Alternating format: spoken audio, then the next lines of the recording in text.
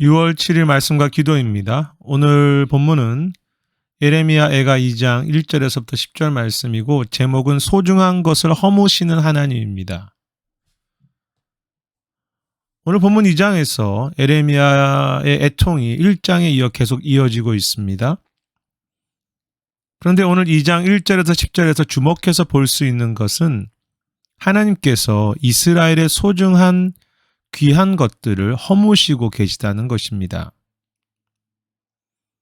1절에서 이스라엘의 아름다움을 던지셨다고 했는데요.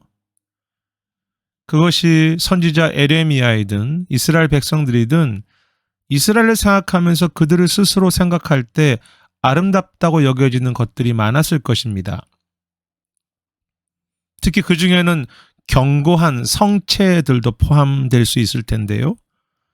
하나님은 그 견고한 성체를 허무셨다고 했습니다. 2절입니다. 이러한 견고한 성이라는 표현은 5절에도 다시 반복될 뿐 아니라 비슷한 표현들, 즉 모든 궁궐이라든지 7절의 궁전의 성벽들, 그리고 8절의 시온의 성벽과 성곽이라는 표현, 그리고 성문이라는 표현이 반복되는데 하나님은 그 모든 소중한 것들을 허무셨다고 했습니다. 9절이지요. 이러한 견고한 성들 혹은 시온의 성벽과 높은 궁전은 아름다울 뿐 아니라 이스라엘이 생각하는 어떤 안전함과 자랑이지 않겠습니까? 그런데 이러한 소중하고 아름다운 자랑할 만한 성들을 하나님께서 허무셨다고 했습니다. 특히 그들이 자랑하던 그 예루살렘 성과 예루살렘 성전이 처참하게 무너지는 것을 직접 보았던 예레미야 선지자에게 이 성이 무너진다는 것은 너무 구체적인 아픔이었을 것입니다. 그들이 그렇게 자랑하던 성, 그들이 그렇게 소중히 여기던 견고한 성전이 무너졌습니다.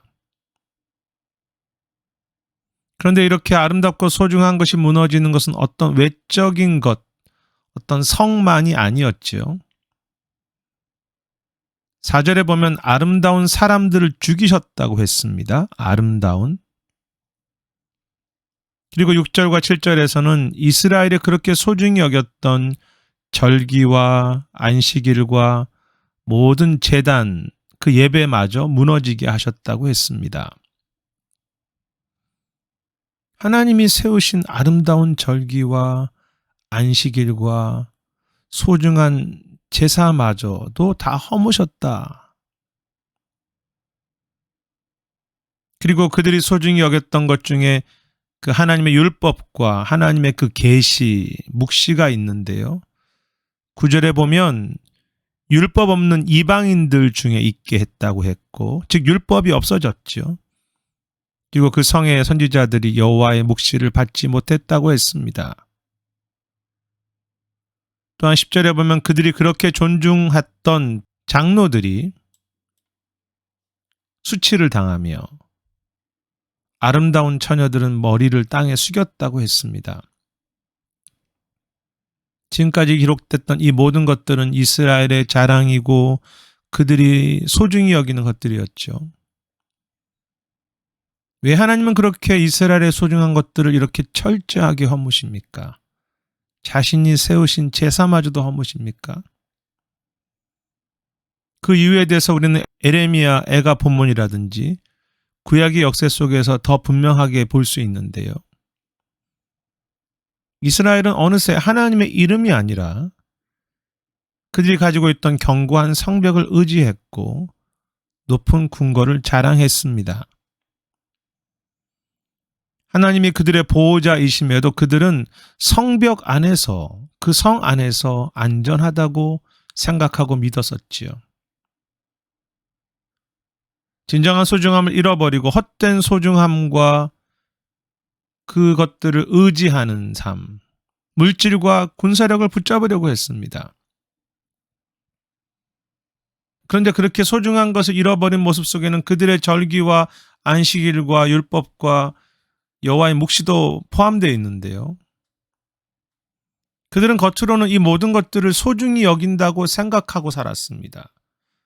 마땅히 소중하게 여길 것들을 자기들이 소중하게 여겼다고, 그것이 제사이든 율법이든 그렇게 착각했지만 사실 하나님을 잊어버리고 있었죠.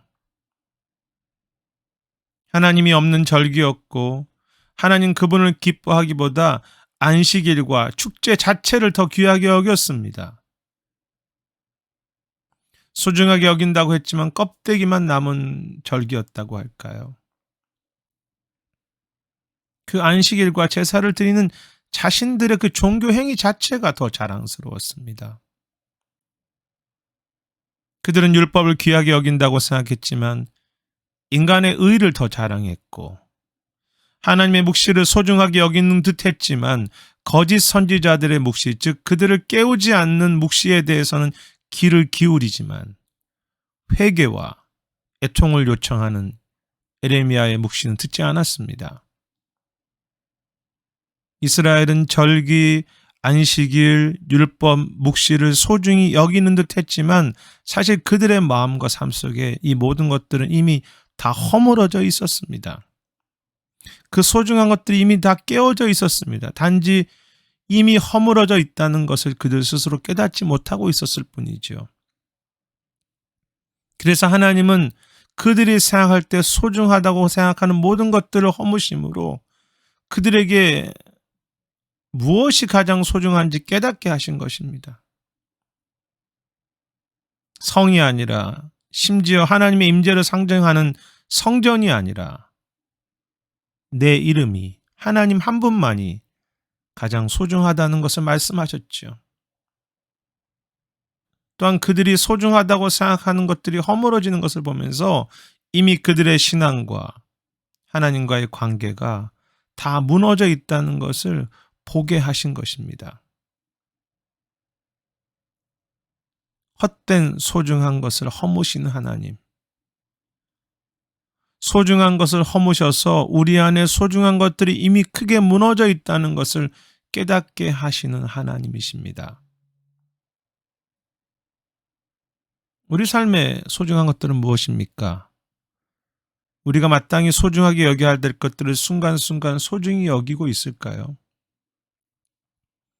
영원한 하나님의 나라, 주님의 이름, 나에게 맡겨진 그 작은 사명들, 주 앞에서는 그 마지막 시간, 내가 오늘 기도해야 될 한 영혼, 정말 사랑해야 될 사람들, 오직 은혜와 복음 안에서 자유로운 나. 이 모든 것들은 그 어떤 것과도 비교할 수 없는 것들인데 저와 여러분의 삶은 잠시 누릴 영광과 나의 편안함을 그것들보다 더 소중하게 여기며 사는 것은 아닙니까? 그리고 예배를 소중히 여긴다고 말하지만 진정한 예배가 내 안에 무너져 있고 말씀, 기도, 섬김이 중요하다고 말하지만 형식만 남은 그런 말씀과 기도와 우리의 섬김은 아닐까요? 우리 스스로 교회와 성도가 우리에게 맡겨진 사명을 소중하게 여기지 않기에 하나님은 그 소중한 사명을 이 땅에서 감당할 수 없도록 그렇게 무너뜨리기도 하십니다. 그래서 오늘날 이 땅의 교회와 믿음이 무너지는 모습은 하나님께서 우리에게 소중한 것들이 이미 무너져 있다는 것을 깨닫게 하시면서 그래서 애통하고 다시 기도함으로 참된 교회, 참된 믿음과 복음과 십자가로 돌아가라고 하는 주님의 눈물과 사랑이 함께 하시는 책망의 손길이 아닐까 생각합니다.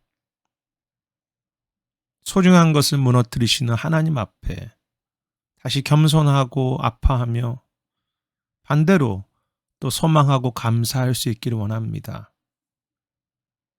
주님은 이 모든 것을 무너뜨리는 것을 통해서 오늘도 저와 우리의 삶과 교회 속에 진정한 소중한 것을 다시 회복되도록 하실 것입니다. 그 주님을 의지하면서 소중한 것을 허무실수록 그 주님을 의지하면서 소중한 것이 허물어질수록 더 소중한 것들이 내 삶과 교회 이 땅에 세워진다는 것을 기대하면서 끝까지 기도하고 우리의 충성과 순종으로 나아갈 수 있는 저와 여러분이 되었으면 좋겠습니다. 비록 오늘 허물어지기 때문에 아프지만 그것을 통해 우리는 다시 회복되며 소중하고 아름다운 것들이 다시 세워져 갈 것입니다. 오늘의 기도 제목은 정말로 우리에게 소중한 것이 무엇인지 깨달으며 주님의 말씀과 인도하심과 실패 가운데 바르게 깨닫고 돌이킬 수 있도록 그런 회개가 있도록 소중한 것을 향한 회개라고 할까요? 그것이 우리 삶에 멈추지 않도록 기도하시길 바랍니다. 두 번째는 우리 각 가정과 또 가정들을 위해서 기도하시면서 정말 소중한 것을 붙잡는 가정과 우리의 자녀들이 되도록 우리 안에 무너진 소중한 것이 무엇인지 깨닫고 우리 안에 무너진 소중한 것이 무엇인지 깨닫고 회복하도록 기도하시면 좋겠습니다.